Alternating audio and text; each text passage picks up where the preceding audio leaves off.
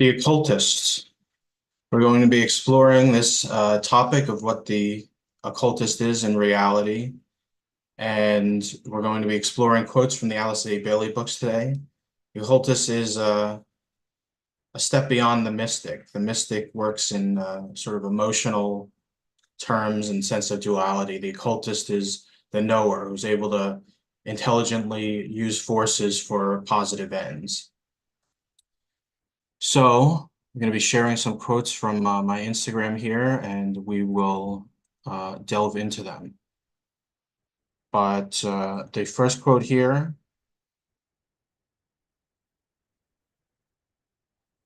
early in experience, after the attainment of the highest the lower nature has to offer, man begins to meditate. Disorderly at first are his attempts. Sometimes several incarnations may go by in which the higher self only forces the man to think and seriously meditate at rare and separated intervals. More frequently come the occasions of withdrawal within, until there arises for the man several lives given to mystic meditation and aspiration, culminating usually in a life given entirely to it. It marks the point of the highest emotional aspiration apart from the scientific application of the law via the mental body. These laws are those governing the true occultist. Behind each of you who are working definitely under one of the masters lie two lives of culmination, the life of worldly apotheosis and the life of intensest meditation along the lines of mystical or emotional intuitive lines. This meditative life was taken either in the monastery or nunnery in Middle Europe by those linked with the Master Jesus and his disciples, or in India, Tibet, or China by the pupils of Master M or Master KH. Now comes to you all the most important series of lives to which the previous points of culminations were but stepping stones. In the lives immediately ahead of those upon the path will come the final achievement through the instrumentality of ordered occult meditation based on law. For some few may come attainment in this life or the next. For others, shortly in other lives. For a few, there lies ahead the attainment of the mystic method, to be the basis later for the occult or the mental method. So we're getting into the basic outlining of the sort of levels of development. And one level, you have the sort of mystical level, the emotional level, which isn't really based on an understanding of scientific or occult laws that govern reality. There's sort of a desire for the beloved, the Christ, for union with God, for whatever form it looks like. But there's a longing and an aspiration and emotional quality to it. Whereas the occult method is more based in the mind and understanding laws and working with them intelligently. But the mystical stage needs to precede the occult stage of unfoldment. And for a lot of people, well, if you're interested in this content, the mystical stage might be behind you. It still might be ahead of you, but it's interesting to contemplate where you are on the path. Because you've already gone through some of the stuff that other people are maybe going through now in the past. And so that's an important point to understand what point you are on the path so that you can intelligently move forward. Because if you're just starting out, the mystical thing is the way ahead for you. But if you've sort of already put that in the back burner, it's potentially a draw from the past that's sidelining you from making more useful progress. And if you're enjoying this video, please leave a like on it and consider checking out my Instagram or Mind page linked in the description below. The next quote, we go deeper into it. Tibetan says, might be of value to us. It might be of value to us if we first differentiate with care between two types. I would begin by a statement of fact. The mystic is not necessarily an occultist, but the occultist embraces the mystic. Mysticism is but one step on the path of occultism. In this solar system, the system of love and activity, The path of least resistance for the majority is that of the mystic, or the path of love and devotion. In the next solar system, the path of least resistance will be that which we now understand as the occult path. The mystic path will have been trodden. Wherein lies the difference between these two types? The mystic deals with the evolving life, the occultist deals with the form. The mystic deals with the God within, the occultist with the God in outer manifestation. The mystic works from the center to the periphery. The occultist reverses the process. The mystic mounts by aspiration and intensest devotion to God within and to the master whom he recognizes. The occultist attains by recognition of the law in operation and by wielding of the law, which binds matter and conforms it to the needs of the indwelling life. In this manner, the occultist arrives at those intelligences who work with the law, till he attains the fundamental intelligence himself. The mystic works through the rays of love, harmony, and devotion, or by the path of the second, the fourth, and the sixth rays. The occultist works through the rays of power, activity, and ceremonial law, or the first, third, and seventh. Both meet and blend through the development of the mind, or through the fifth ray of concrete knowledge, fragment of cosmic intelligence. And on this fifth ray, the mystic is resolved into the occultist and works with all the rays. So this dichotomy plays out further. And in the Alice Bailey books, the Tibetan has these kind of charts and lists where he defines things, but he always defines them slightly differently. Because it's difficult to put these things in totally black and white terms. Like you can reduce the mystic and the occultist to sort of like the emotional way and the mental way, but that's leaving out a lot of nuances. There's more to it than that. So it's helpful that he kind of does this here. But the occultist works with the laws of the universe, at least as best as he knows them. The mystic is dwelling on the God within, on the life within. And I think there's a reason why the mystic comes first. You have to have that connection to the soul or to God first in place before you can safely, wisely, compassionately begin working with the laws of the universe.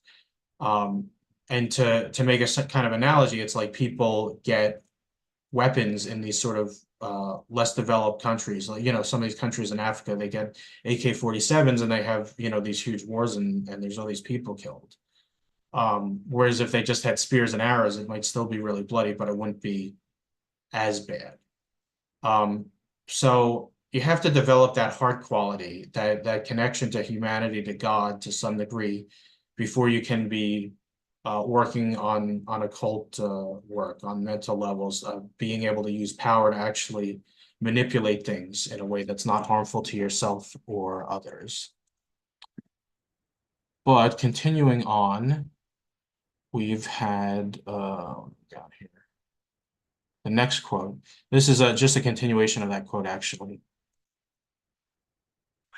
By finding the kingdom of God within himself, and by the study of the laws of his own being, the mystic becomes proficient in the laws which govern the universe and of which he is a part. The occultist recognizes the kingdom of God in nature or the system and regards himself as a small part of that greater whole, therefore governed by the same laws. The mystic works as a general rule under the department of the world teacher or the Christ, and the occultist more frequently under that of the Manu or the ruler. But when both types have passed through the four minor rays of the department of the Lord of Civilization, then a completion of the development may be seen, and the mystic becomes the occultist, and the occultist includes the characteristics of the mystic. So just an explanation. In the spiritual hierarchy, which is the masters of wisdom, the rishis, the saints, different ways of referring to it in different traditions, but these sort of spiritual elder brothers who pass through humanity and remain on earth watching over and guiding humanity, like a teacher or mentor, metaphorically, and often literally. But there's these three department heads. There's the Christ, who's the second ray of love, wisdom department head. And he's kind of the leader of the whole hierarchy because the hierarchy itself is a quality of love wisdom. It occupies that kind of role. The Manu is the first-rate department head, the ray of will, power, purpose, and the Mahakohan is the third-rate department head, who's also known as the Lord of Civilization, and that's the third ray of active intelligence. And the four minor rays, the ray of harmony through conflict, concrete knowledge and science, abstract idealism or devotion, and ceremonial order or magic, are all sort of come under the Lord of Civilization. The four minor rays are sort of linked to the three major rays through the third ray department. And so another point in this part of this passage is that you don't just leave the stuff you got from being a mystic beside when you become an occultist. Like that connection to the inner life, that sensitiveness, that intuition, those things were all important to develop so that you can use them as an occultist. And then obviously when you become an occultist, you have to start using these methods of working with the law intelligently instead of sort of somewhat blindly and just feeling or intuiting. But he hints at another thing here is that you can be an occultist, but you're not really a true occultist until you incorporate the ways of the mystic.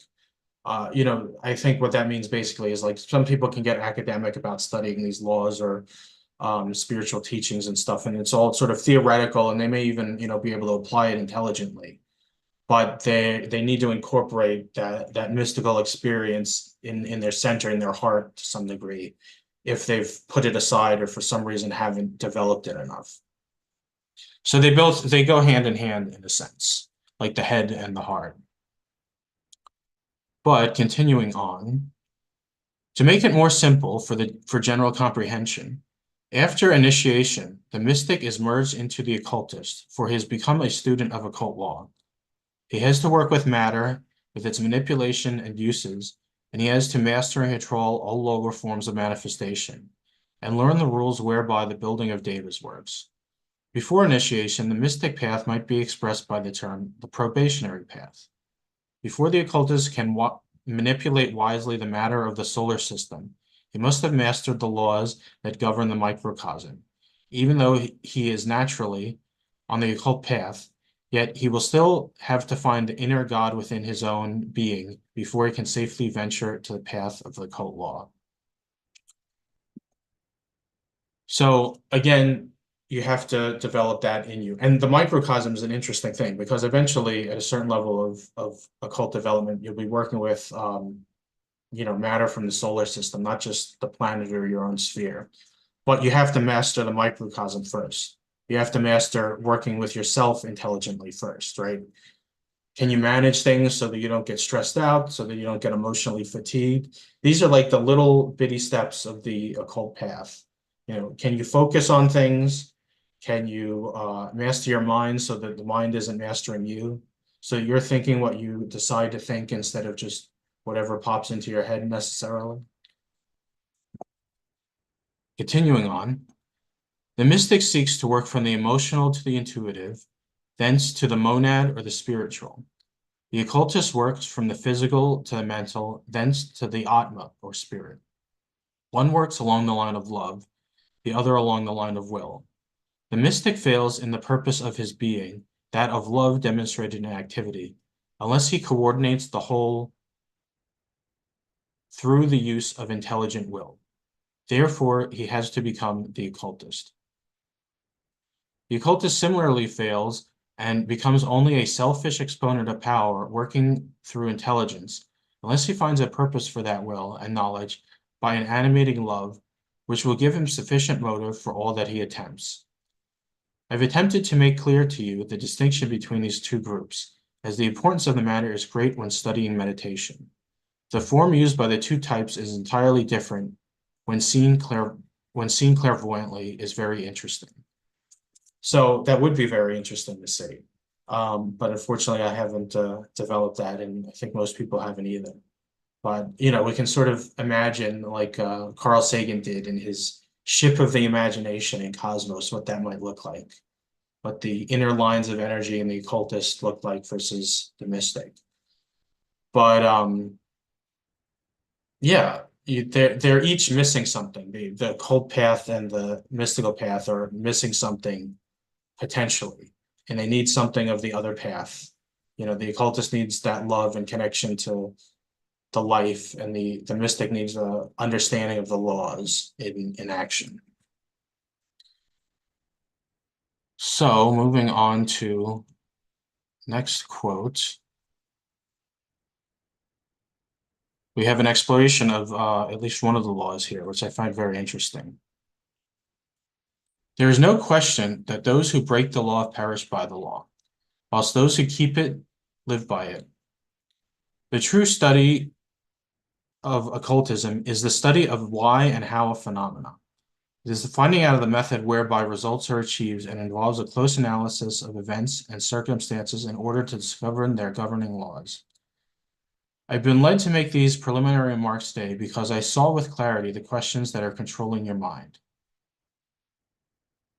These questions are of great value if you continue to apply yourself to the search for the right answer.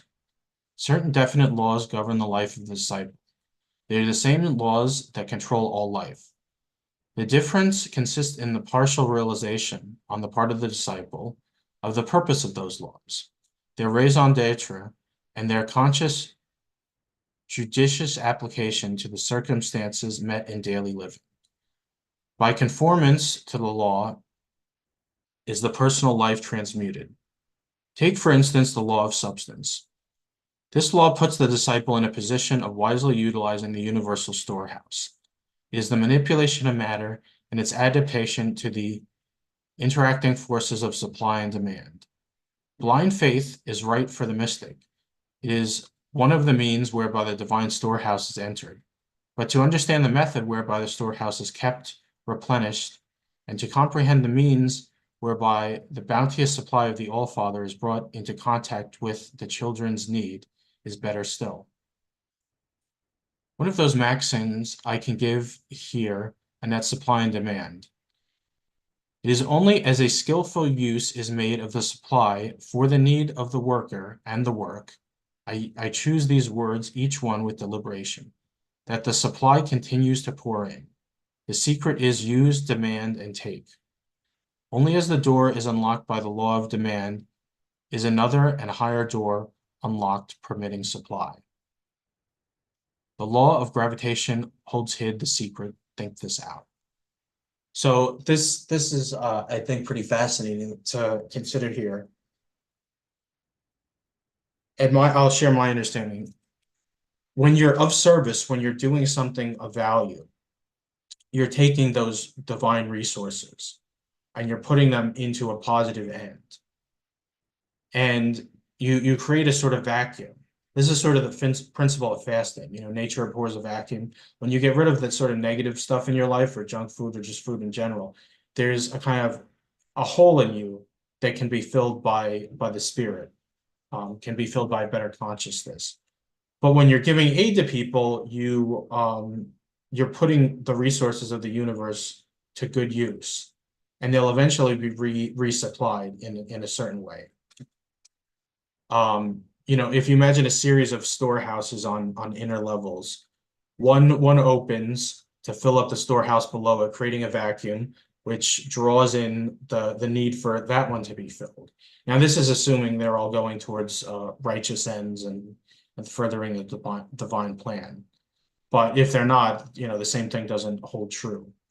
But when you understand how this works, you can intelligently help people and build things of constructive value.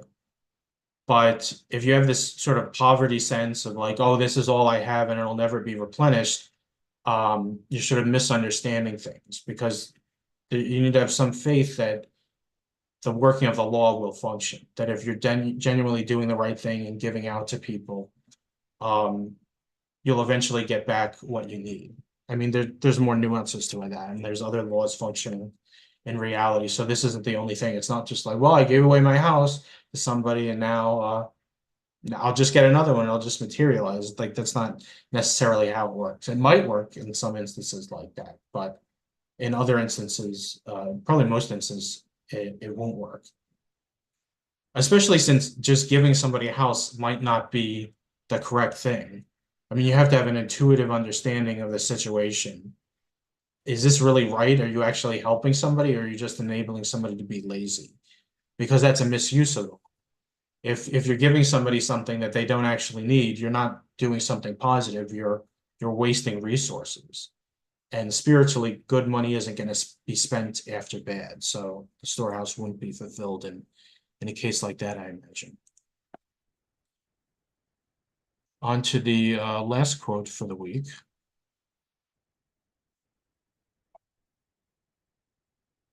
It will here be noted that this work is either conscious or unconscious. And this is the work of building thought forms, by the way. In the unconscious building of thought forms, just as is the case with the average human being, many never produce the desired physical plane effects and fail in their intended purpose. As long, however, as a man is animated by selfishness and by hatred, this is a beneficent thing. Fortunately for the human race, few people as yet work in mental matter. Most of them work with astral or desire matter, and these forms are fluidic and changeable, and are powerful only through the faculty of persistence. There is an occult basis for the statement that if one desires a thing for a sufficiently long period of time, one will possess it. Such is the law governing the return to incarnation of the average human being. Lacking the one-pointedness of mental plane matter, as it is influenced by a concentrated mind, these desire forms fail to do the damage they otherwise might. And just not to gloss over, so he's making clear what draws people into incarnation is desire. So somebody dies, their consciousness shifts out of their body, but being of less developed, they still desire the experiences of life. And that's, not a negative thing, but that's what brings them back into incarnation ultimately. And then at a certain point, you achieve more mental consciousness and you can sort of decide when you want to go back. You're not just sort of thrust back into it, I think.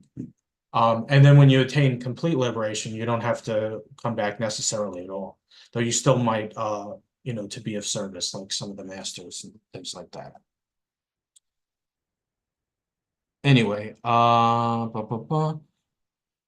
speaking of the desires, their effect is felt largely by the creator of these Kamamanasaic forms, not by the environing associates. So people that just kind of desire things, it doesn't really radiate too far outside of them, and it really just affects them most likely. And just the note on the word Kamamanasaic, it means like a desire mind, like the mind and the desire, like not rational thought necessarily, but thought that's governed by desires. But it's not blind desires somehow divorced from any type of thought either. The moment that the mind factor enters in and becomes dominant, that moment a man becomes dangerous or useful, as the case may be. Dangerous not only to himself, but to those around him, or useful in the working out of the plan of evolution. He can then create thought forms capable of producing outward manifesting results and tangible effects. Given aspiration, however, and spiritual impulse, a man can become a true occultist and produce organized results and functioning organisms upon the physical plane. I use the word organism deliberately, for it will serve to convey the idea that any thought form is regarded by us as a subjective and existing entity clothed in subtle matter and capable of manifestation. This is called properly sometimes the working out of the idea, or the carrying through of a project. It is termed at other times a discovery or an invention or something of that nature. All the time, quite unrealizing it, man is talking in occult terms and evidencing an inner appreciation of the methods whereby all that has been taught by God or man comes into existence. So that's the occult method of achieving results. The creation of clear thought forms, vitalizing them to eventually manifest on the physical plane in some form or another.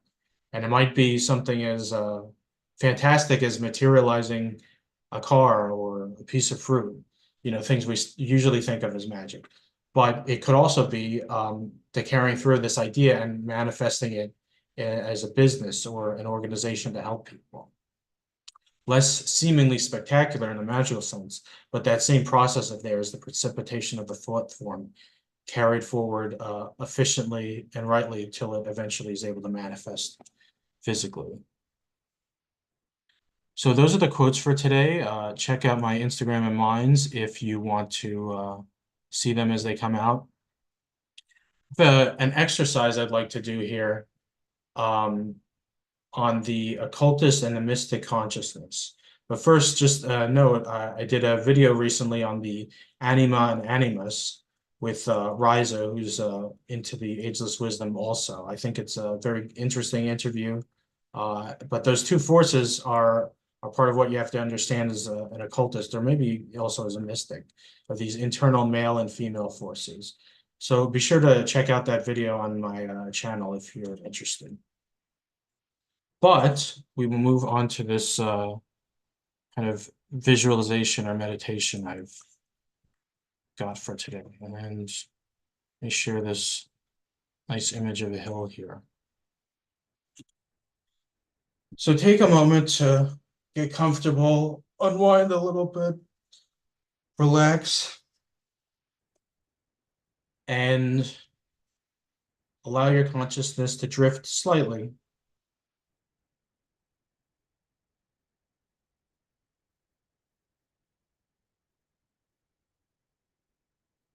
In the first part of it, we're going to be exploring to a degree the consciousness of the mystic, and then move on to the consciousness of the occultist, so that there's some intuitive or maybe just mental deepening of the understanding of the quotes today.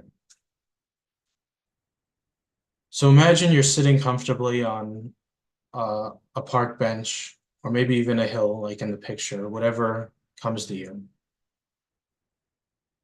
And ask God or your higher self to give you whatever insight you're capable of receiving on the consciousness and the way of the mystic. It will take a few minutes to allow that to unfold in your consciousness. Begin.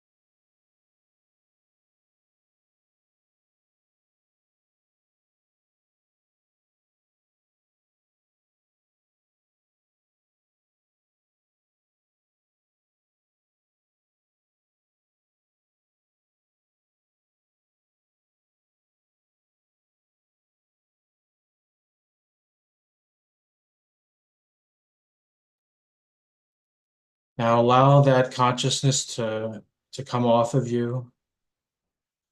Allow that to fade away or pack back up. Center yourself. Now moving forward, we move into the consciousness of the occultist. You're sitting again on a bench, perhaps in a university, or maybe even a chair at your home, or on a very tall mountaintop, whatever you think is most appropriate.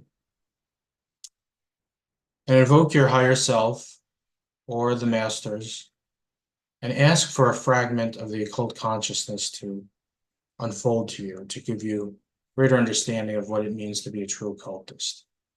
And we'll sit with that and ponder that idea for a few more minutes. Begin.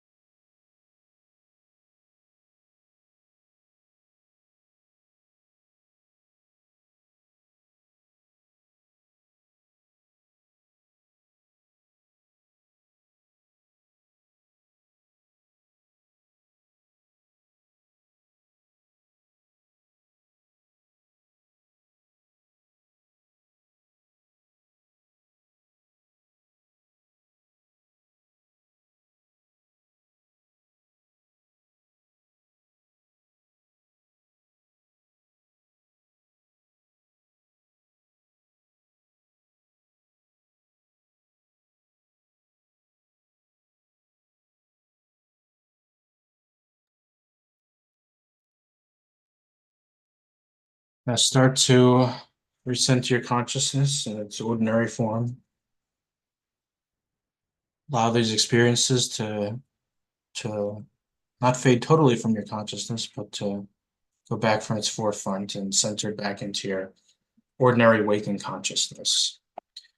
And we step back into that consciousness now. So that'll conclude the live stream for today. Thanks everybody for watching. I'm glad that I have this opportunity to share these things with you, and I'm interested for any thoughts, insights, or questions you have, and I'll try to respond to any of those in the comment section. But make sure to check out that Anima and Animus video and like, share, and subscribe if you appreciated this live stream. Till next time, it's Joshua's Magic, wishing you a productive week on the path of spiritual return. Au revoir.